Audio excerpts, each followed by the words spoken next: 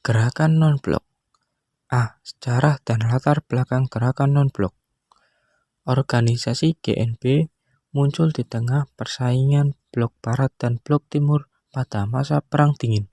Kata non-blok dipaparkan pertama kali oleh Pandit Jawaharlal Nehru, Perdana Menteri India.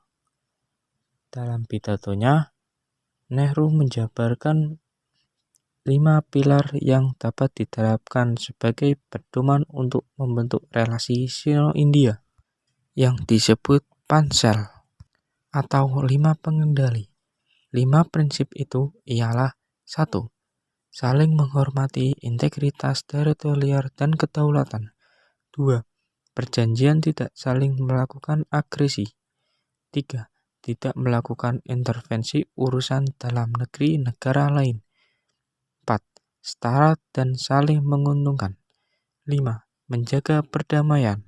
Gerakan non-blok ini berawal dari Konferensi Asia Afrika, yaitu sebuah konferensi di Bandung pada 1955.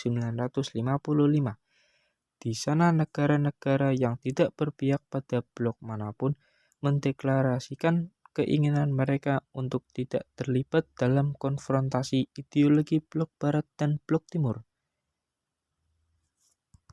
Berikut para tokoh yang mendirikan GNB. A.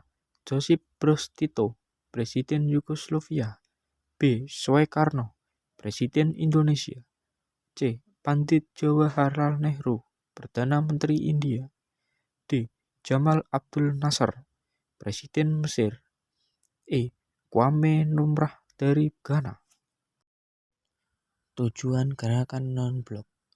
1. Tujuan ke dalam yaitu mengusahakan kemajuan dan pengembangan ekonomi, sosial, politik yang jauh tertinggal dari negara maju. 2. Tujuan keluar yaitu berusaha meredakan ketegangan antara blok barat dan blok timur menuju perdamaian dan keamanan dunia. 3. Sebagai upaya dukungan bagi hak penentuan nasib sendiri. 5. Penentangan terhadap apartheid dalam pemisahan ras kulit hitam dan kulit putih di Afrika. Bentuk dukungan GNB ke pertentangan apartheid dengan cara seperti berikut. 1. Ikut mendukung gerakan ANC di Afrika Selatan dan anti-apartheid movement. 2. Ikut memperjuangkan hak ras kulit hitam.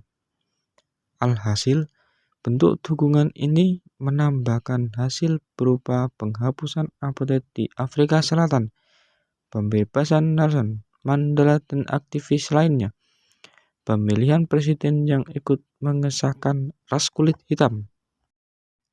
Peran Indonesia dalam gerakan non-blok. Yang pertama, salah satu negara inisiator Konferensi Asia Afrika yang merupakan cikal bakal di gagasannya gerakan non-blok. Yang kedua, salah satu negara penggudang dalam konferensi tinggi gerakan non-blok yang pertama. Yang ketiga, menjadi ketua dan penyelenggara konferensi tingkat tinggi GNB yang ke-10 yang berlangsung pada 1-7 September 1992 di Jakarta dan Bogor. Yang terakhir, membuka dialog utara-selatan, yaitu dialog yang memperkuat hubungan antara negara berkembang terhadap negara maju. Alasan GNB masih relevan pada masa sekarang yaitu karena jumlah negara anggota yang terus bertambah. Yang terbaru adalah Fiji dan Azerbaijan. Relevansi GNB juga dilihat dan semangat para pejabat dalam menghadiri konferensi tingkat menteri atau KTM di Bali. Munculnya tantangan-tantangan global baru sejak akhir abad ke-20 telah memaksa GNB untuk terus mengembangkan kapasitas dan arah kebijakannya agar sepenuhnya mampu menjadikan keberadaannya masih relevan. Interstate dan intrastate war justru muncul di mana-mana.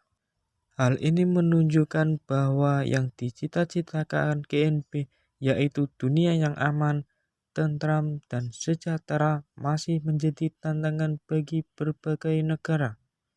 Karena itulah, keberadaan GNP masih relevan untuk mencapai World Peace and Development.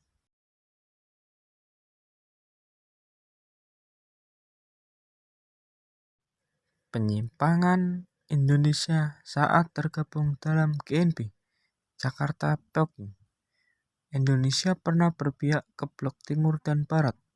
Pada era Soekarno, poros Jakarta, Peking, Pyongyang ini sangat kuat. Indonesia menerima banyak bantuan dan tawaran persahabatan dari Cina, Korea Utara, dan Rusia. Bukan tanpa alasan, Soekarno lebih memilih negara-negara tersebut. Soekarno tak mau menerima bantuan dari Amerika Serikat yang penuh syarat dan kepentingan politik. Ketika melewat ke Amerika Serikat dan memiliki kesempatan berpidato di depan Kongres AS, Soekarno dengan tegas menolak bantuan dari negara adidaya itu. Hubungan dengan AS cukup sangat baik di era Soekarno. Berkat itu, Indonesia memperoleh pesawat angkut C-130 Hercules dan helikopter komponen pada Soekarno.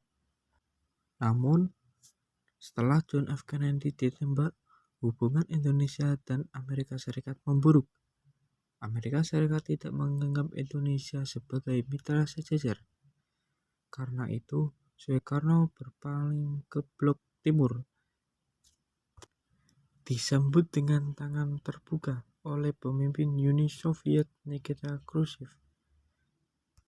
Kedekatan dengan Uni Soviet memberi dampak baik seperti pinjaman tanpa bunga dan persenjataan yang canggih untuk operasi militer merebut Irian Barat.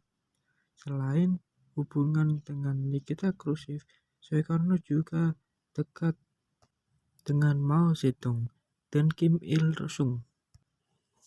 Dan pada akhirnya, poros Jakarta, Peking, Moskow, Pyongyang